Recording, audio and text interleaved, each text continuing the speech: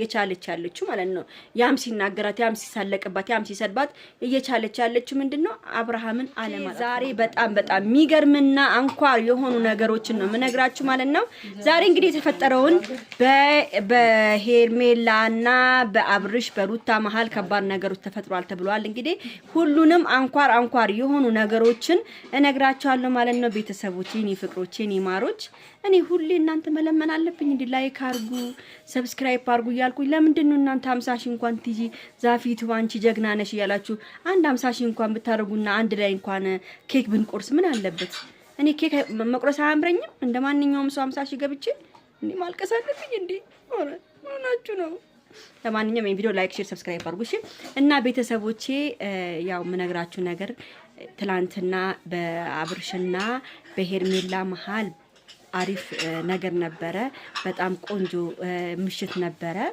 ያው ታውቃላችሁ አብርሽና ሄርሜላ ሲገናኙ የሚያደርጉትን ሁሉ ነው የሚያጡት ማለት ነው እንግዲህ ቤተሰብ እኔ እንደሰማሁት ከሆነ የሄርሜላ ሰራተኛ ከባድ ነገር ነው ያገኘችው ቤት ውስጥ ምን መሰላችሁ ትላንት በቀደምም ነግሬያችሁ ነበረ ይሄ ነገር ነገም ተነጎዳም ተሰሙታላችሁ ይሄ ካሜራ ማኑ ለጥፎባቸዋል የሆነ የምትለጥፍ ነገር እንግዲህ ቤቱን ስትፈትሽ ነው መስለኝ እቺ ምንድነው ስሟ የቤት አጋጃቸው ለሄርሜላ ነግራለች ሄርሜላ ግን ምንም እንትን ያለችው ነገር የለም አለችኝ ምንም ያለችው ነገር የለም ለአብርሃም ነግሯለሁ ብላ ይዘዋለች ለምን እነሱ ለመቅረጽ እነሱ የሚያደርጉትን ነገር ለማድረግ ነው ይሄ ሁሉ ነገር እየሰሩ ያሉት ማለት ነው ቤተሰብ አሁን ምን መሰላችሁ አብርሃምና ሄርሜላ በጣም መጠቀቅ እንዳለባቸው ነው ትላንትና ራሱ ሩታ ምን ነበር ስትል የነበረችው ከጥፍሬ ቆሻሻ አልቆጥራትም እሷን እንደ ቆሻሻ ነው ማየት ነው ያለችው ሄርሜላ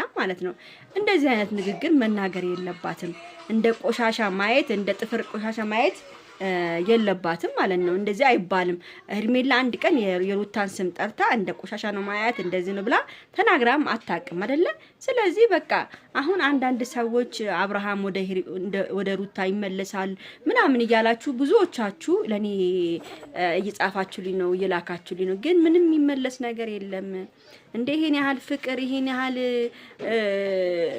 ንጹህ ነገር የተሰጠው እንዴት ነው ሌላ ጋር የሚሄዱ ስታስቡት ማለት ነው ሄርሚዬ እኮ ሽፍትፍት አርጋው እኮ ቅፍቅፍ አርጋው እኮ የምታኖር ልጅ ነች እኮ ትላንትና ላያችሁ እንደ ጸዴ ምግብ ጸዴ አለባበስ ጸዴ ቤት ውስጥ እናሳ እስቲ ንገሩኝ ስለዚህ አብርሃምና ሄርሜላን ማንንም ያለያያቸው ሰው የለም ኤፍሬም ነው ይሄን ሁሉ ሴራ የሚያደርገው በየቦታው እየሄደ የሄርሜላን ስም ካልጠራ በየቦታው እየሄደ የአብርሃምን ስም ካልጠራ አይታይለትም መሰለኝ አላቅም ብቻ እነቴን ነው የምናገረው ቤተሰብ በጣም ነው የሚደብረው እንደዛ አይነት ነገር ሁላችሁም እባካችሁን አብርሃምና ሄርሜላ የምትከታተሉ ሰዎች በቃ ተፋቷቸው ነው ምለው ተፋቷቸው ሩታን ሄርሜላን ለማስፈራራት አትሞክሩ ገብቷችኋል ሄርሜላን ለማስፈራራት ነው አሁን ምንድነው መሰላችሁ ይሄን ቪዲዮ ምናምን ከያዘባችሁ በቃ ሊያስፈራራቸው ነው ገብቷችኋል ይሄን ነገር እናደርጋለን ብሎ በቃ ለማስፈራራት ነው እና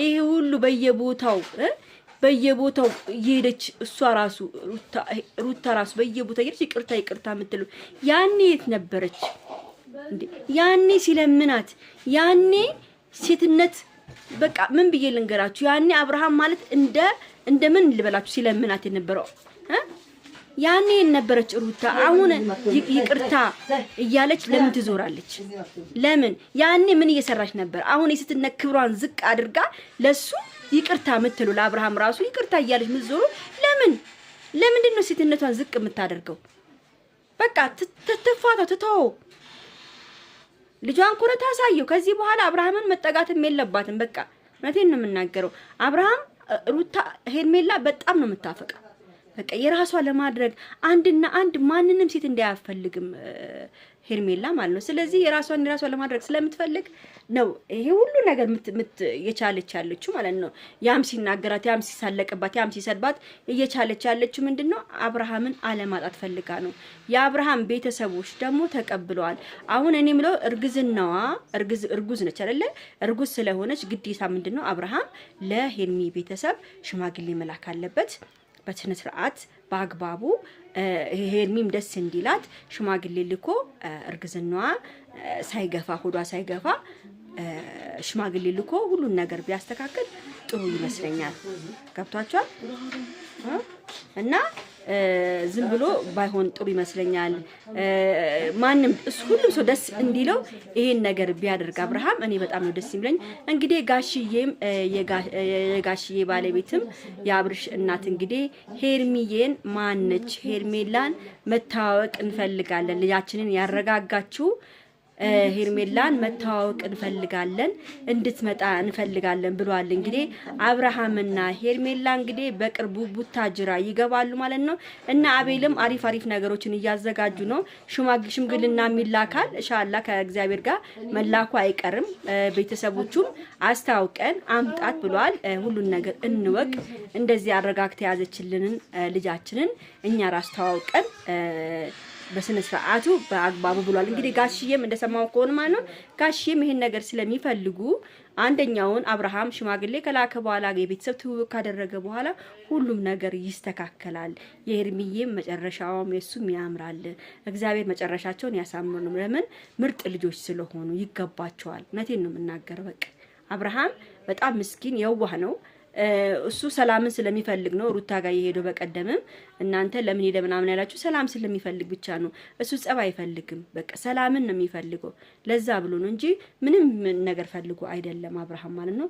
በተረፈ ቤተሰብ ይሄን ቪዲዮ ሁላችሁም የሄርሜላ ቤተሰብ ይሆናችሁ፣ የሩታን ቤተሰብ ይሆናችሁ፣ የአብርሃም ቤተሰብ ይሆናችሁ ይሄን ቪዲዮ በደንብ አድርጋችሁ ላይክ፣ ሼር፣ ሰብስክራይብ እንድታደርጉ እፈልጋለሁ። በተረፈ ቻው ቤተሰቦቼ፣ ወዳችኋለሁ። ባይ ባይ።